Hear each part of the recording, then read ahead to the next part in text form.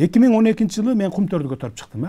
Бүт 4 ай иштеп, текшерип келип парламентке токтомдун долбоорун алып чыктым. Мынакей Кумтөрдү мамлекетке алып өзүбүз иштетели. Болду эми мындай деп бардык мыйзамдуу жолдор менен. Мен аны каракчылык кылып алалы деген жокмун. Токтомдун долбоорун алып келдим.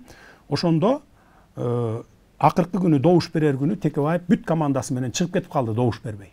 4 эле депутаты калды залда, 4төө добуш берди.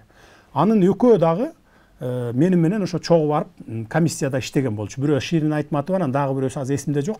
Ошол экөө гана добуш берген да. Мындай макул деп, ошо туура деп. Анткени алар ошо текшергенде көрдү. Экологияны көрдү, коррупциялык жактарын көрдү.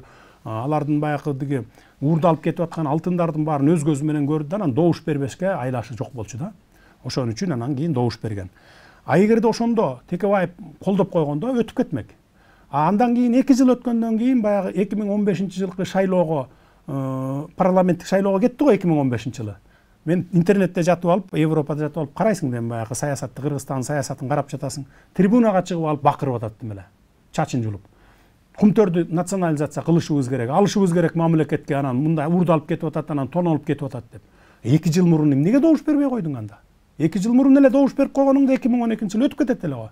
То есть бул деген сөз баягы оозу менен сүйлөп коюп, элдин публикага кыйкырып коюп, анан барып добушун алып келем деген ушундай бир арам ойлук саясат болгон да бул жерде мынакей.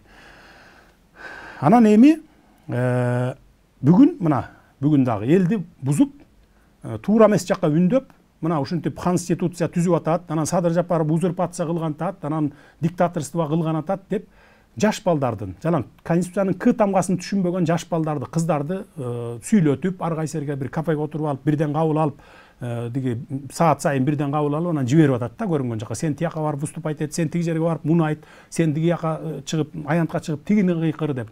Мындай бузукулукту Текебаев токтотуш керек. Мына мен бүгүн айтпаска аргам жок.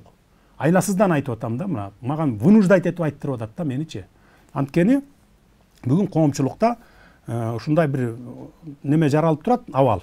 Эгерде көтөрүлүп кете турган болсо, анда жаман арты чатак болот да. Ошон үчүн андайга барбашыбыз керек. 6-октябрдан баштап бардык ситуацияны колго алып, эч бир айнекте чактырбай, бирөөнүн да чекесине черттирбей, ушул тез арада мыйзамдуу талаага киргизип кеттик да.